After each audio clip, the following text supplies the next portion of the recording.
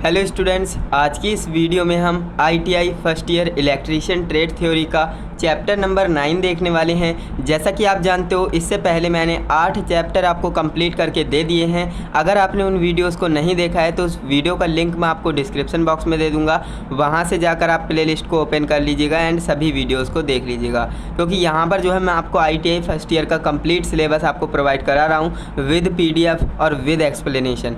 तो ये सारा कुछ आपके लिए फ्री हो रहा है, तो फ्री है तो इसका फ़ायदा उठाना चाहिए। तो इस वीडियो को आप ज़्यादा से ज़्यादा अपने दोस्तों के साथ भी शेयर करना, क्योंकि काफ़ी सारे स्टूडेंट्स को ये पता ही नहीं है कि ITI का सिलेबस PDF के साथ और एक्सप्लेनेशन के साथ भी कहीं फ्री मिलता है ना। तो इस चैनल पर आपको ये टोटली फ्री मिल रहा है, तो इस चीज़ का फ़ायदा उठाइए। तो आज की इस वीडियो में हम चैप्टर नंबर 9 जो कि हमारा है बहुकलीय प्रणाली यानी पॉलीफेज सिस्टम, आज की इस वीडियो में हम इस चैप्टर के ऊपर बात करेंगे। इस चैप्टर में हमें क्या क्या पढ़ाया जाता है, तो भाई आप जानते हो ये पॉलीफेज है, यानी इसमें जो है हम विभिन्न प्रकार के फेज़ों के ऊपर बात करेंगे। यानी जो आपके फेज़ 3 तरह के होते हैं R, Y, B, तो उनके ऊपर हम डीप में चर्चा करेंगे। डेल्टा कनेक्शन क्या होता है, स्टार कनेक्शन क्या होता है, पॉलीफेज सिस्टम क्या होता है, तो ये सारी चीज़ें हम इस चैप्टर में पढ़ने वाले हैं। तो चैप्टर बहुत ज़्यादा इंटरेस्टिंग है, लेकिन मैं आपसे बोलना चाहूँगा, अगर आपने AC थ्योरी वाला चैप्टर नहीं पढ़ा है जो कि आपका प्रत्यावर्ती धारा सिद्धांत है, वो आपने नहीं पढ़ा है, तो हो सकता है इसमें आपको थोड़ी सी समस्या हो। बाकी अगर आपने पढ़ा है, जो स्टूडेंट्स रेगुलरली वीडियो देखता है, रेगुलरली कंटिन्यू पढ़ते हुए आ रहे हैं, तो उन्हें कोई समस्या नहीं होगी, ये मैं 100% कह सकता हूं। तो चलिए दोस्तों, आज की इस वीडियो को हम शुरू करते हैं। और ये जो वीडियो है इस चैप्टर नंबर का पहला लेक्चर होने वाला है। इसी तरह से 4 से 5 लेक्चर में भी ये चैप्टर मैं आपको कवर करके देने वाला हूं। तो इतने कम लेक्चर में और इतनी छोटी वीडियोज़ में कहीं पर भी आपको ये चैप्टर कंप्लीट होता हुआ नहीं दिखेगा। तो चलिए हम वीडियो शुरू कर लेते हैं। तो चैप्टर नंबर 9 हमारा है बहुकलीय प्रणाली यानी पॉलीफेज सिस्टम। ऑब्वियसली हम इसमें जो है फेज़ के ऊपर बात करने वाले हैं, जितने भी फेजेस होते हैं ना।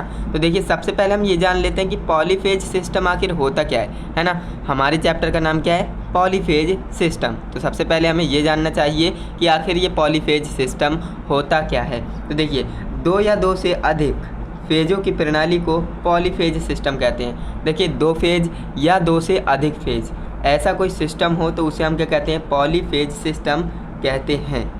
अगर आपके पास 2 या 2 से अधिक फेज़ों की प्रणाली है तो उसे आप क्या कहेंगे, पॉलीफेज प्रणाली या फिर पॉलीफेज सिस्टम कहेंगे, या इसे बहुकलीय प्रणाली भी कहते हैं।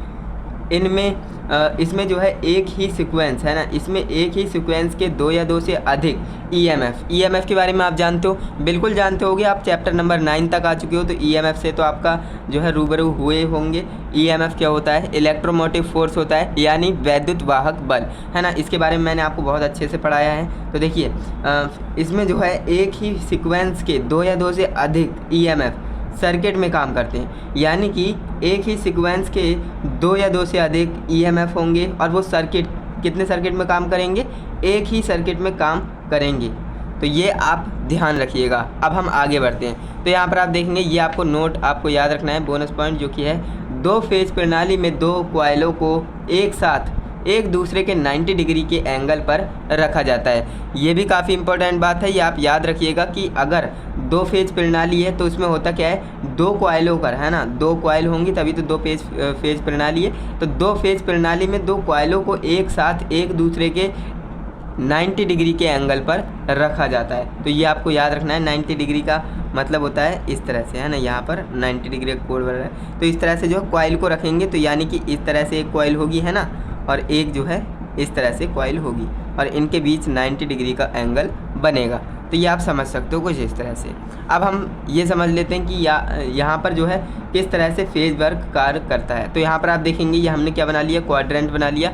आप जानते हो ये जो है पॉजिटिव होता है, ये भी पॉजिटिव, और ये नेगेटिव, ये भी नेगेटिव। अब यहाँ पर होता क्या है, देखिए, मान लीजिए सॉरी, यहाँ पर मान लीजिए 2 फेज हैं, है ना, ये मान लीजिए R है और ये Y है ना। ऐसे में क्या होगा, दोनों फेज चलेंगे, है ना। दोनों फेज एक ही साथ नहीं चल रहे हैं। यहाँ पर आप देखेंगे, ये 0 से स्टार्ट हो रहा है, लेकिन ये किसी नंबर से स्टार्ट हो रहा है ना। तो दोनों अलग अलग टाइम पर स्टार्ट हो रहे हैं। तो ये 0 से स्टार्ट हो रहा है एंड यहाँ पर 1 तक जा रहा है। एंड यहाँ पर जो है ये यहाँ से स्टार्ट हो रहा है, यहाँ पर कोई डिजिट होगा एंड यहाँ से स्टार्ट होकर ये यहाँ तक आ रहा है, तो दोनों आगे पीछे हो गए ना। तो ये ऐसा होता है ना, 3 फेज होंगे तो तीनों फेज आगे पीछे होंगे और 1/3 का इनमें जो है डिफरेंस होता है आगे पीछे का, वो मैं अभी आगे आपको बताने वाला हूँ। तो ये आपको समझ में आया पॉलीफेज सिस्टम क्या होता है और 2 फेज प्रणाली में क्या होता है, दोनों कॉइल एक दूसरे के 90 डिग्री के एंगल पर रखे होते हैं। क्लियर है। अब हम आगे बढ़ लेते हैं भैया, आगे क्या लिखा है।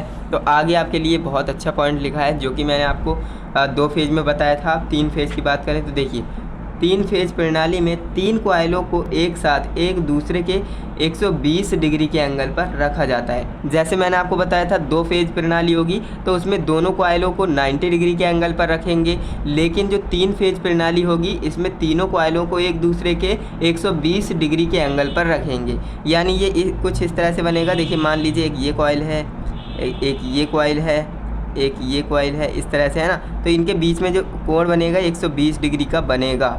तो यही मैं आपको समझाने की कोशिश कर रहा हूँ। और अगर 2 फेज प्रणाली की बात हो, है ना, 2 फेज प्रणाली की बात हो तो कुछ इस तरह से 90 डिग्री का एंगल बनता है। तो ये बातें आपको ध्यान में रखनी है क्योंकि ये जो है आपके CVT एग्ज़ाम में भी पूछा जा सकता है एंड आपके प्रैक्टिकल वाइवा में भी पूछा जा सकता है। देखिए 3 फेज प्रणाली में जो 3 कॉइल होंगी, 3 जो कुंडली होंगी वो एक दूसरे के 120 डिग्री के एंगल पर रखी हुई होंगी।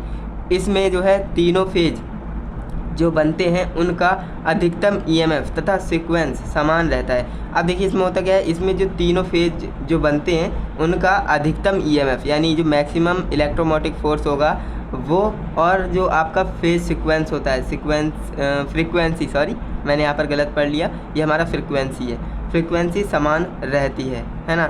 EMF और फ्रीक्वेंसी समान रहेगी। इसमें जो है हमेशा 1/3 समय का अंतर होता है। मैंने आपको बताया था ये 1/3 आगे पीछे चलते हैं यानी समय का अंतर होता है। तो इसे भी आप याद रखिएगा कि 3 फेज प्रणाली में तीनों फेज कितने समय का अंतर होता है उनमें, तो 1/3 का अंतर होता है, 1/3 का अंतर होता है। अब कैसे, यहाँ पर आप देख सकते हो कोई हमारा फेज, मान लीजिए ये हमारा क्या है, Y है या R है ये। अब ये तो आप जानते हो 3 फेज कौन से होते हैं, RYB है ना, RYB, रेड येलो ब्लू, है ना। तो ये हमारे 3 फेज होते हैं। तो देखिए R की बात करें तो R यहाँ से चल रहा है ना सॉरी, R देखेंगे तो R यहाँ से हमारा चलते हुए आ रहा है। एंड Y की बात करें तो Y हमारा 0 से चलता हुआ यहाँ से आ रहा है ना। और B की बात करें तो वो यहाँ से नेगेटिव वैल्यू से चलते हुए आ रहा है ना। तो यहाँ पर अब बात करें तीनों फेज एक साथ नहीं चल रहे हैं, आगे पीछे चल रहे हैं। देखिए कोई 0 से स्टार्ट हो रहा है, कोई पॉजिटिव नंबर से, कोई नेगेटिव नंबर से स्टार्ट हो रहा है एंड आगे पीछे चल रहे हैं। तो इनमें जो समय का अंतर होगा वो कितने समय का अंतर होगा, 1/3 का अंतर होगा, ये आप याद रखिएगा। ओके। एंड इसके बाद हम बात करें फेज लोड की, है ना, ये आपको समझ में आ गया होगा ये जो मैंने आपको समझाया। एंड इसके बाद हम फेज लोड की बात कर लेते हैं कि आखिर फेज लोड क्या होता है ना। तो देखिए फेज लोड बोल रहा हूँ, बैलेंस लोड, है ना। बैलेंस और अनबैलेंस लोड के बारे में आपको बता देते हैं, ये काफ़ी इंपॉर्टेंट है, इसे अच्छे से पढ़िएगा। बैलेंस लोड किसे कहते हैं और अनबैलेंस लोड किसे कहते हैं, एक आपने समझ लिया तो दूसरा आपको ऑटोमेटिक समझ में आ जाएगा। देखिए बैलेंस लोड किसे कहते हैं, यदि हर फेज में करंट की मात्रा तथा फेज कोड, है ना, यदि हर फेज में, हर एक फेज में, 3 फेज प्रणाली हो चाहे 2 फेज प्रणाली हो, उसमें हर फेज की बात हो रही है ना, यदि हर फेज में करंट की मात्रा तथा फेज कोड एक जैसा हो तो उसे लोड, उस लोड को क्या कहते हैं, बैलेंस लोड कहते हैं। यानी कि हमारे पास कोई फेज प्रणाली है, उसमें हर फेज में करंट की मात्रा भी समान है और फेज कोड भी समान है, तो ऐसा अगर हो जाता है तो उस लोड को हम क्या कहेंगे, बैलेंस लोड कहेंगे।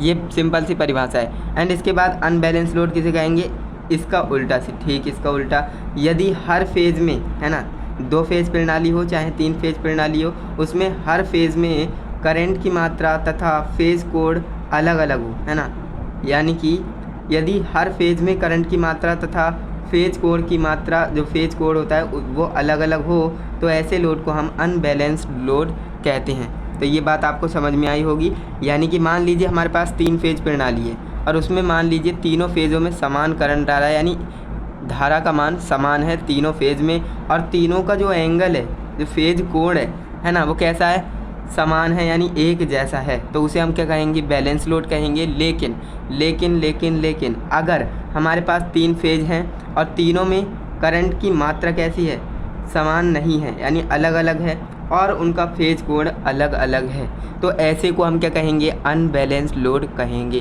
तो ये बात आपको अच्छे से समझ में आई होगी, ज़्यादा मुश्किल नहीं थी। एंड आज की इस वीडियो में हमने क्या क्या पढ़ा, हम आपको एक बार रिवाइज करा देते हैं। हमने चैप्टर स्टार्ट किया है, चैप्टर नंबर 9, बहुकली प्रणाली यानी पॉलीफेज सिस्टम। तो हमने सबसे पहले पॉलीफेज सिस्टम के बारे में पढ़ा कि आखिर पॉलीफेज सिस्टम क्या होता है ना। इसके एक पॉइंट पढ़ा हमने, जो कि 2 फेज प्रणाली में दोनों कॉइलों को एक दूसरे के कितने 90 डिग्री के एंगल पर रखा जाता है। इसके बाद हमने पढ़ा 3 फेज में क्या होता है। 3 फेज में जो है तीनों कॉइलों को एक दूसरे के 120 डिग्री के एंगल पर रखा जाता है ना। और ये जो है इन तीनों फेजों में यानी दोनों फेजों में जो समय का अंतर होता है वो कितना होता है, 1/3 का अंतर होता है। ये डायग्राम के थ्रू आपको बताया। एंड बैलेंस लोड क्या होता है, अनबैलेंस लोड क्या होता है, ये मैंने आपको अच्छे से बताया।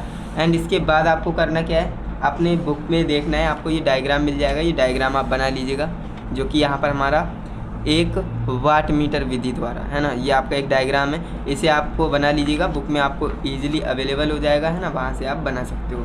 तो इस तरह से आज की इस वीडियो में हमने ये जो आपका चैप्टर है इसे हमने शुरू किया है। एंड बिल्कुल आसान तरीके से शुरू किया है, समझा है चीज़ों को। तो अगर आपको वीडियो अच्छी लगी है, वीडियो को लाइक कीजिए। एंड अगर आपने पीछे की वीडियोस को नहीं देखा है तो ज़रूर देखिएगा। प्लेलिस्ट मैंने आपको बना कर दे दी है, वहाँ से जाकर आप प्लेलिस्ट के अनुसार ही अपनी पढ़ाई करें, जिससे कि आप सारी चीज़ों को अच्छे से समझ पाएँ। और इनके नोट्स आपको कहाँ पर मिलेंगे वो मैंने ऑलरेडी बता रखा है ना। तो वहाँ से आप डाउनलोड करके उन्हें पढ़ सकते हो, अपने नोट्स बना सकते हो। तो चलिए दोस्तों, आज के लिए बस इतना ही। वीडियो अच्छी लगी है लाइक कीजिएगा, एक्सप्लेनेशन अच्छी लगी है तो एक प्यारा सा कमेंट कीजिएगा, जिससे कि हम और ज़्यादा मोटिवेट हों। बाकी हम मिलते हैं नेक्स्ट इंटरेस्टिंग इन्फॉर्मेटिव वीडियो के साथ। तब तक के लिए जय हिंद, वंदे मातरम।